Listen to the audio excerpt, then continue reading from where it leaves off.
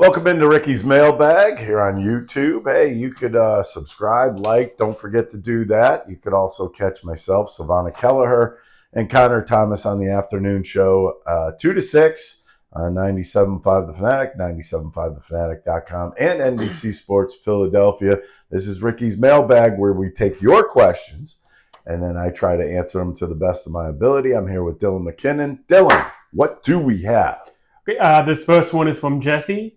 What's our starting pitching rotation after the trade deadline going to look like? After the trade deadline, this is going to be interesting. And I think let's go with number 1 and 2 because I think they're actually 1, 2, and 3 is pretty automatic. Zach Wheeler will be at the top of the list. Luzardo will be there also. Christopher Sanchez will be in there. Now, here's where it gets a little tricky because Andrew Painter, in my belief, will be here at that given time. Andrew Painter will probably fit in right there in the number 4 spot. And it really kind of depends on how Rob Thompson wants to do this, whether it be lefty-righty combos or he doesn't mind having the lefties back-to-back. And I think the number 5 is going to be Aaron Nola. Right now, that's how I feel. I know McAel came up, had a great start, but you got to see more from him. Also, I will guarantee you this. In McAel starts down in AAA, where he's with the Lehigh Valley team right now, I got a feeling he's going to be seeing a lot of scouts popping up right now. Why? Because the Phillies, they know the Phillies are in need of something. What are the Phillies in need of? They're in need of outfield position. They're in need of a bullpen, although the bullpen would be the high necessity, not necessarily the outfield right now. But I think that'll be your starting 5 when it really comes down to it. They really love Andrew Painter. They want to get him up to the big leagues this year. And if they go to a 6-man, that means somebody didn't get traded out of the starting rotation. But I have an odd feeling that sounds about what I think the rotation will be. Okay, this next one is, I apologize if I butcher your name, Galinger. Why did they send down McAel after that start? Because I think that was something that was actually a given. That was happening one way or the other. You know, he was going to come up for a start, whether it be good or bad. He was going to get sent back down to the Lehigh Valley. I'm sure. Let me put it this way: I'm sure McAel is probably saying, "I just dealt in the big leagues, and I can't stick up there." Well, there's also a thing called a log jam. You're not going to throw him in the bullpen. They're not really sure what they want to do with the bullpen right now. Think about it. You got Taijuan Walker in the starting rotation right now. I'd rather see Abel than Walker. I think everybody would. But there's also a thing called a contract, and there's a lot of money in that contract with Taijuan Walker. And Walker has not been pitching terribly this year. So, I mean, last year, yes. This year, no. He's a different guy. I think my biggest thing would be how long could he go in a game? I mean, it's a guy that hasn't really gone very deep in games this year, at least not on a consistent basis. So, I mean, I'd be a little confused if I was able, but I understand the situation with what the Phillies have right now. You have 3 starting pitchers that are signed to multi-years. You have Luzardo, who is not moving from the starting rotation. And then you have Ranger Suarez, who they're trying to figure out what he is, who he is, and then if he's going to be trade bait come the July deadline. Yeah, speaking of Ranger, this next question from N_Smith. Should they move him to the bullpen? Problem. Let's start with the problem. Problem is he really doesn't want to go to the bullpen unless it's in a playoff scenario where he's out there and he's coming in big-time situations.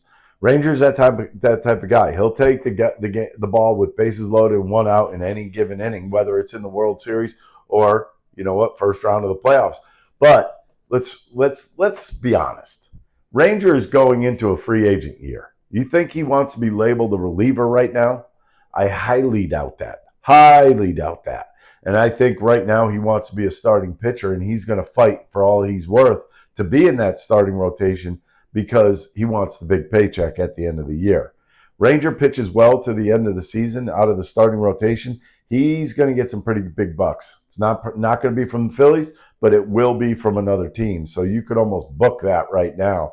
And I just think that Ranger's in a mindset right now with him and his agent saying, we need you to be a starting pitcher right now because this is your big payday coming up. So let's try to stay in that rotation. Okay, this next one is from Toast. Toast? Ricky, how does the arm feel? I know a team in need of a closer.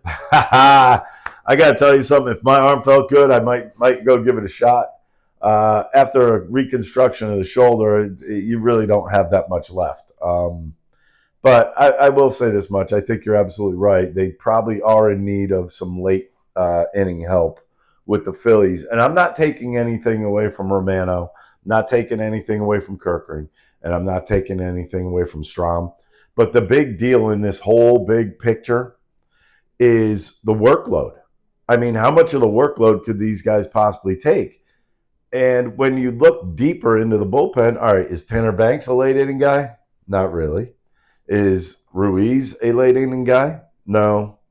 Is Hernandez a late inning guy? No, he can't control his fastball. So I mean, I'm in this kind of weird situation where I gotta believe they need one, possibly two late inning type guys, and it's not for lack of talent that you have in the bullpen. It's for workload. It's for how many appearances could these guys handle in the season. You have to remember, Strahm didn't look great coming out of spring training. You don't want to overload him. Kirkering's still on the younger edge of this whole sword. And when you look to Romano, he had injury problems last year.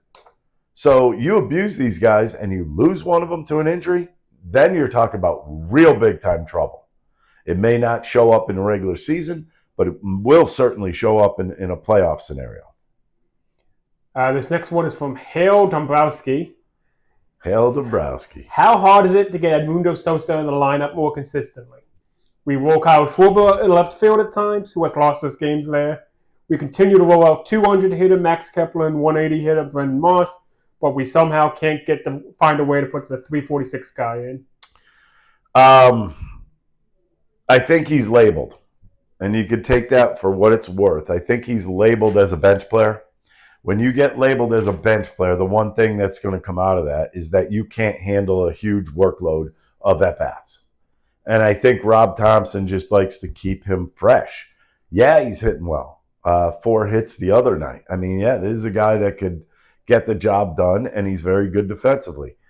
I will say this about left field. We saw him out there early in the season. It was not exactly pretty. There were a couple mistakes when he was out there in left field.